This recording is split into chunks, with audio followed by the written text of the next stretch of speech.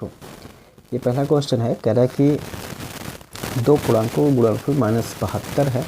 यदि एक पूर्णांक -9 है तो दूसरा पूर्णांक क्या है। ठीक है, तो देखिए यहाँ पर गुणनफल दिया गया है और यहाँ पर मान लेते हैं ये कोई संख्या है 2। ठीक है, और इसका गुणनफल कितना आ रहा है, -72 आ रहा है।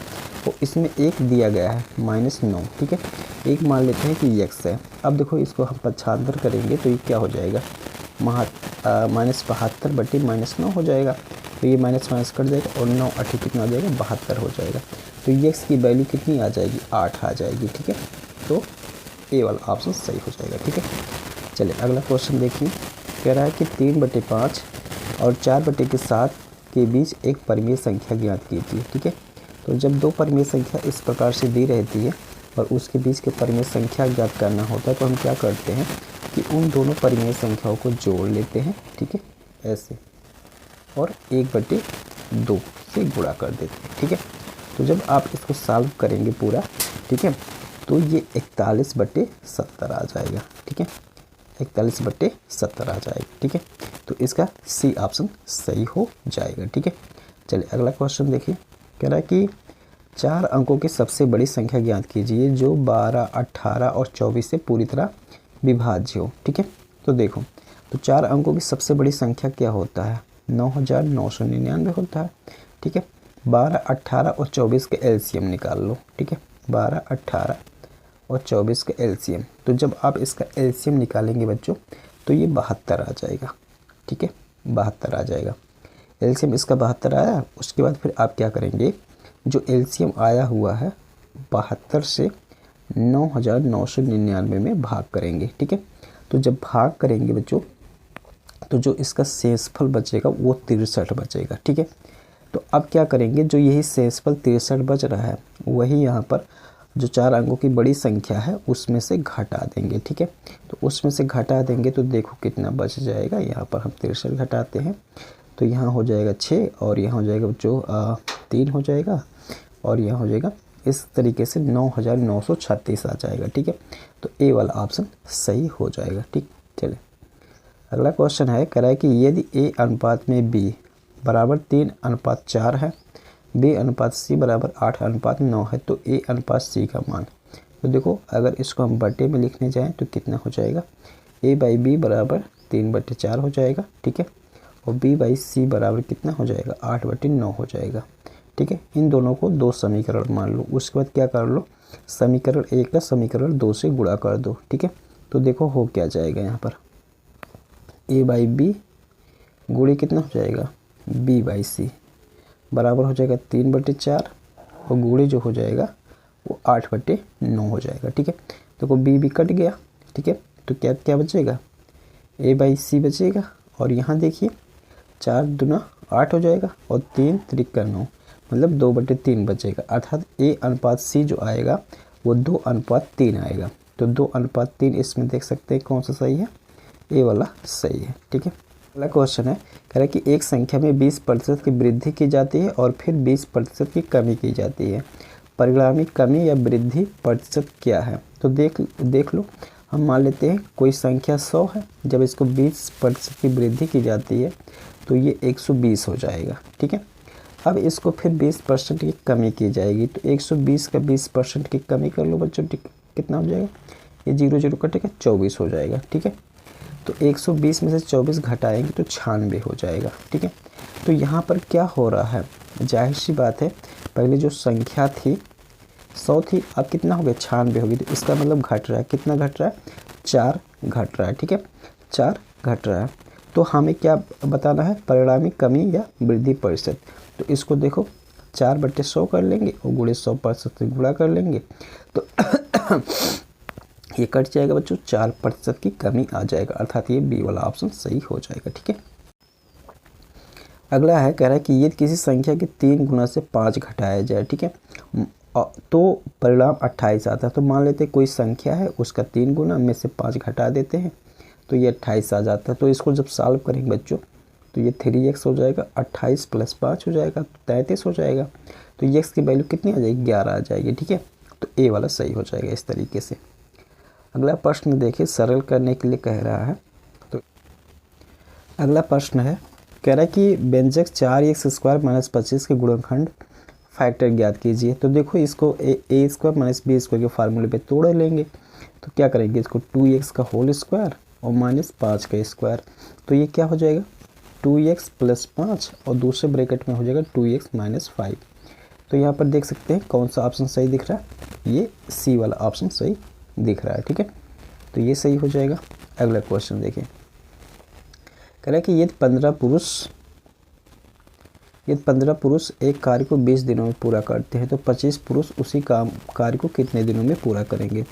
तो यहाँ पर देख सकते हैं जब 15 पुरुष थे तो 20 दिन लग रहा था, और जब 25 पुरुष होंगे तो जाहिर सी बात है दिनों की संख्या कम हो जाएगी। ठीक है, जल्दी पूरा कर देंगे। तो यहाँ पर हम यहाँ पर देखो, यहाँ पुरुष की संख्या है, ठीक है, और यहाँ कार्य है। तो यहाँ पर 15 हैं तो 20 दिन लग रहा है, और यहाँ पर जब 25 हो जाएंगे तो जाहिर सी बात है हम मान लेते हैं कि दिनों की संख्या जो है वो x है। तो ये हम इस तरीके से पेड़ लगा देंगे, एक नीचे लगा देंगे, एक ऊपर लगा देंगे। ठीक है, अब देखो लिखेंगे कैसे। तो देखिए इसको बच्चों कैसे क्या करेंगे, देखो 15/25 कर लेंगे। ठीक है, और इसको क्या कर लेंगे x/20 कर लेंगे। ठीक है, अब इसको सॉल्व कर लेते हैं। तो देखो क्या हो जाएगा इसको मिटाते हैं।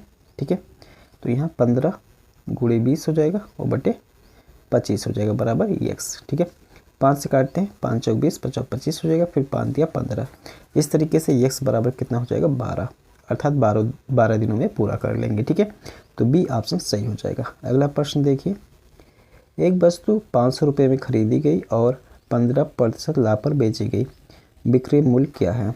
तो सेलिंग प्राइस क्या हो जाएगा, देखो 500 और 500 का निकाल लेंगे 15%। ठीक है, 15% अर्थात 15/100 हो जाएगा। तो देखो 500 ये है ही, और ये हो जाएगा 15×5 = 75, अर्थात 575 रुपये हो जाएगा। ठीक है, तो इसका मतलब यहाँ पर ए वाला ऑप्शन सही हो जाएगा। ठीक है, चलिए अगला प्रश्न देखिए, कह रहे कि 10,000 रुपये पर 2 वर्षों के लिए 5% वार्षिक दर से चक्रवृद्धि ब्याज ज्ञात कीजिए। ठीक है, तो क्या हो जाएगा देख सकते हैं यहाँ पर चक्रवृद्धि ब्याज।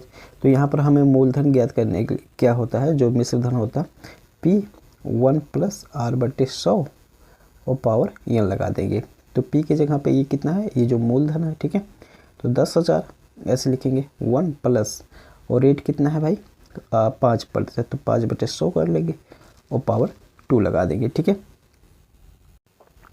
तो इस प्रकार से जब इसको पूरा सॉल्व करेंगे तो ये 11,025 आ जाएगा। ठीक है, और 11,025 में से हम 10,000 रुपये घटा देंगे। ठीक है, तो ये 1,025 रुपया आ जाएगा। ठीक है, तो यहाँ पर जो कंपाउंड इंटरेस्ट आ जाएगा वो 1,025 रुपये आ जाएगा। ठीक है, तो ये सही हो जाएगा। अगला देखिए, एक त्रिभुज के कोणों का अनुपात 2:3:4 है, तो सबसे छोटा कोण। ठीक है, तो जब भी इस तरीके से क्वेश्चन आएगा तो इन कोणों को मान लीजिए कि माना कोण 2x, 3x और 4x है। तो इन आपको पता है कि किसी त्रिभुज के कोणों का योग 180 अंश होता है, तो यहाँ पर हो जाएगा 180। अब इसको सॉल्व कर लो, तो यहाँ पर कितना हो जाएगा 3 2 5 और 5 4 9 हो जाएगा, 9x बराबर हो जाएगा 180। तो x बराबर कितना हो जाएगा 9 2 18 अर्थात 20 हो जाएगा। ठीक है, और छोटा x कितना है, मतलब छोटा कोण कितना है 2x है ना, तो यहाँ पर देखो कितना हो जाएगा 40 हो जाएगा, अर्थात जो छोटा कोण है वो 40 अंश का हो जाएगा। ठीक है, चलिए अगला प्रश्न देखिए, कह रहे कि ये दो समांतर रेखाओं को एक तिर्यक रेखा काटती है और संगत कोणों में से एक कोण 110 है, तो तिर्यक रेखा के एक तरफ के आंतरिक कोणों का योग क्या होगा।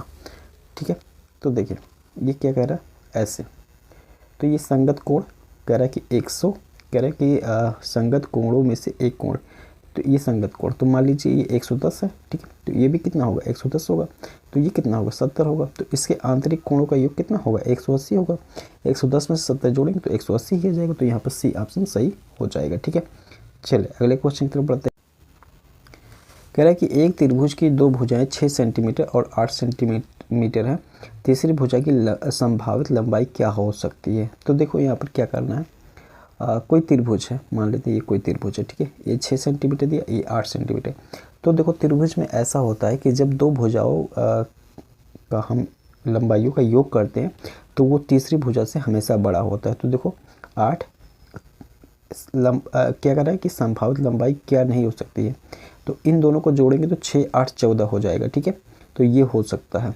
इससे भी बड़ा है 12 सेंटीमीटर, तो ये भी हो सकता है, ये भी हो सकता है। लेकिन यहाँ देखिए 14 बराबर 14 आ जाता है कि 8 6 14 होता है। तो यहाँ तो यही चीज़ 14 सेंटीमीटर नहीं हो सकती है, ठीक है। तो इसका मतलब सी वाला ऑप्शन सही है। अगला देखिए, कह रहा है कि एक समलंब चतुर्भुज की दो समांतर भुजाएं 10 सेंटीमीटर और 14 सेंटीमीटर और ऊंचाई 5 सेंटीमीटर, इसका क्षेत्रफल ज्ञात कीजिए, ठीक है। तो समलंब चतुर्भुज का जो क्षेत्रफल का फार्मूला होता है वो 1/2, यहाँ पर लिख लेंगे समलंब चतुर्भुज के क्षेत्रफल बराबर 1/2 क्या होता है, भुजाओं का योग a + b और गुणे h होता है, ठीक है। तो इस फार्मूले पे जब आप रख के इसको सॉल्व करेंगे, चलिए मैं इसको रख के दिखा देता हूँ। तो 1/2 हो जाएगा, ठीक है। और यहाँ पर हो जाएगा 10 + 14, ठीक है। और ऊंचाई कितना है भाई, 5 है, ठीक है।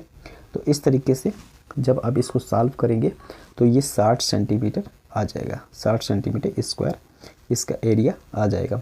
तो ए वाला ऑप्शन सही हो जाएगा, ठीक है। देखिए अगला क्वेश्चन है, कह रहा है कि एक कमरे की लंबाई, चौड़ाई और ऊंचाई क्रमशः 8 मीटर, 6 मीटर और 4 मीटर है। इसकी चारों दीवारों का क्षेत्रफल। तो इस तरीके से जब क्वेश्चन रहेगा कि चारों दीवारों का क्षेत्रफल पूछेगा तो उसके लिए जो फार्मूला होता है वो होता है बच्चों 2h और l + b होता है, ठीक है। तो आप सब मान इसमें दिया ही है, आप इसको पुट कर दीजिए इसी में, ठीक है। तो यहाँ पर क्या हो जाएगा, ऊंचाई की जगह पर हम रख देंगे 4 और इसके लंबाई की जगह पर 8 और चौड़ाई की जगह पे 6। इस तरीके से रख के जब सॉल्व करेंगे तो ये 112 आ जाएगा, ठीक है। 112 आ जाएगा, तो 112 ये वाला ऑप्शन सही हो जाएगा, ठीक है।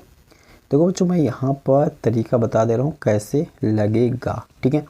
चलें अगला क्वेश्चन देखें, कह रहे कि एक वृत्त की परिधि 44 सेंटीमीटर है, उसका क्षेत्रफल क्या होगा। तो परिधि दिया गया है, इसका मतलब 2πr दिया गया है, कितना दिया गया 44, ठीक है। इसको सॉल्व करो, देखो 2 गुणे पाई का मतलब 22/7 आर हो जाएगा और 44 हो जाएगा। नहीं ये देखो 22 दूना 44, इधर 44 कट गया, तो आर बराबर कितना हो जाएगा 7 हो जाएगा, ठीक है। तो पूछ रहा है उसका क्षेत्रफल, तो क्षेत्रफल का फार्मूला आपको पता होना चाहिए। वृत्त के क्षेत्रफल का फार्मूला जो होता है वो πr² होता है। इसको सॉल्व कर लो, 22/7 इसको रखेंगे पाई की जगह पे और ये 7 × 7 हो जाएगा। तो इसको काटेंगे तो कितना 7 × 14 4 हो जाएगा और ये 15 154, ठीक है। ए वाला ऑप्शन सही हो जाएगा इस तरीके से, ठीक है। तो इस तरीके से ये लगना था। अगला प्रश्न देखें, एक ऐसे घन का आयतन वॉल्यूम ज्ञात कीजिए जिसका संपूर्ण पृष्ठीय क्षेत्रफल। तो यहाँ पर संपूर्ण पृष्ठीय क्षेत्रफल दिया गया है हमें, ठीक है। तो देखिए घन का जो संपूर्ण पृष्ठीय क्षेत्रफल हमने पिछले जो वीडियो करवाया है उसमें ऐसा क्वेश्चन करवाया था, ठीक है। तो घन का संपूर्ण पृष्ठीय क्षेत्रफल जो फार्मूला होता है 6a² होता है, तो 150 6a² = 150 दिया गया है।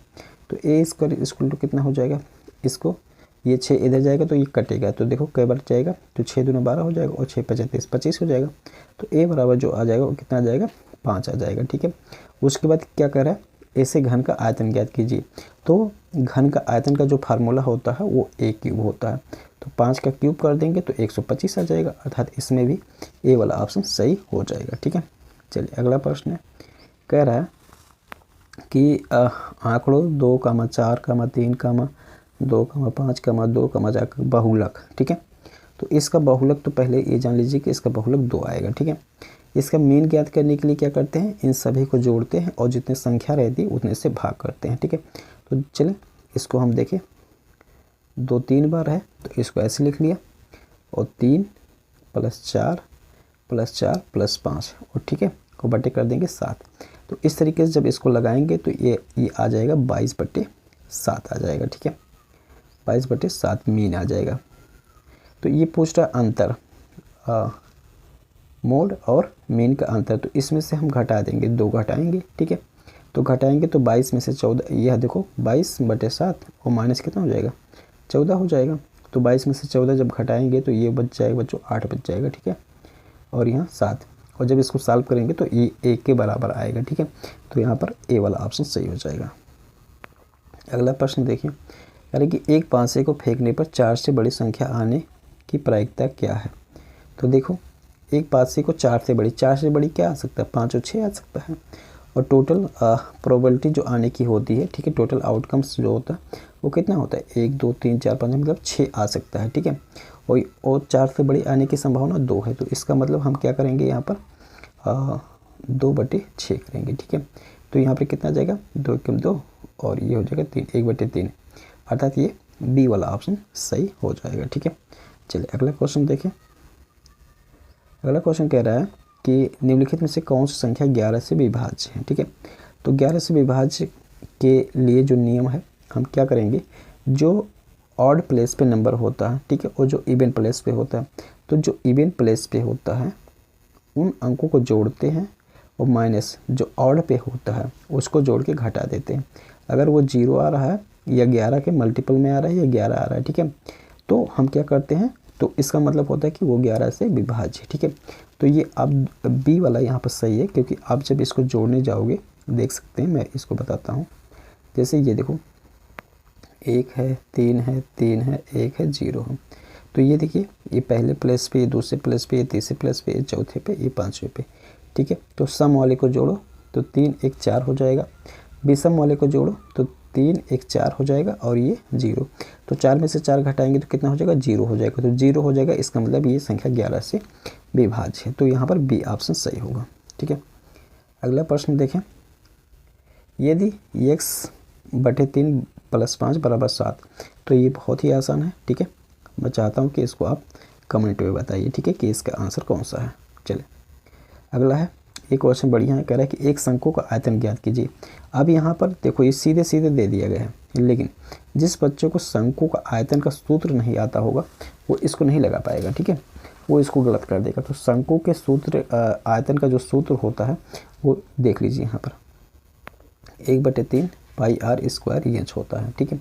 इसी में सब मान रखेंगे, ये आसानी से सॉल्व हो जाएगा, ठीक है। पाई का मान 22/7 रखना और आर जो इसमें दिया गया है 3 दिया गया है तो 3 रखना और ऊंचाई 7 रखना। तो इस तरीके से जब आप इसको सॉल्व करेंगे तो ये 66 आ जाएगा, ठीक है। तो ये सही हो जाएगा। अगला प्रश्न देखिए, कह रहा है कि यदि एक कक्षा में लड़के और लड़कियों का अनुपात 5:4 है तो लड़कों की संख्या 25 है। तो यहाँ पर क्या कह रहा है, तो कक्षा में कुल छात्रों की संख्या कितनी है, ठीक है। तो मान लेते हैं कि जो लड़कों की संख्या वो 5x है और लड़कियों की संख्या 4x है, ठीक है। फिर यहाँ लड़कों की संख्या दिया हो तो 5x बराबर कितना हो जाएगा 25 हो जाएगा, तो x बराबर कितना हो जाएगा 5 हो जाएगा, ठीक है, x बराबर 5 हो जाएगा। और यहाँ पर लड़कियों की संख्या कितनी हो जाएगी 4 × 5 = 20, तो 25 और 20 जोड़ेंगे तो कितना आ जाएगा 45 आ जाएगा, अर्थात जो छात्रों की संख्या वो कितना 45 है। तो बच्चों आज की इस क्लास में 25 क्वेश्चन हमने करवाया, आप लोगों ने देखा। बच्चों ऐसे ही क्वेश्चन आप लोग के एग्ज़ाम में देखने को मिलेगा, ठीक है। तो बच्चों ये चैनल पर नया है तो चैनल को ज़रूर सब्सक्राइब करें, क्योंकि अभी जब तक एग्ज़ाम नहीं हो जाता या कोई भी अपडेट होगी तो इस चैनल पे ज़रूर आप लोग को बताया जाएगा, ठीक है। चलिए।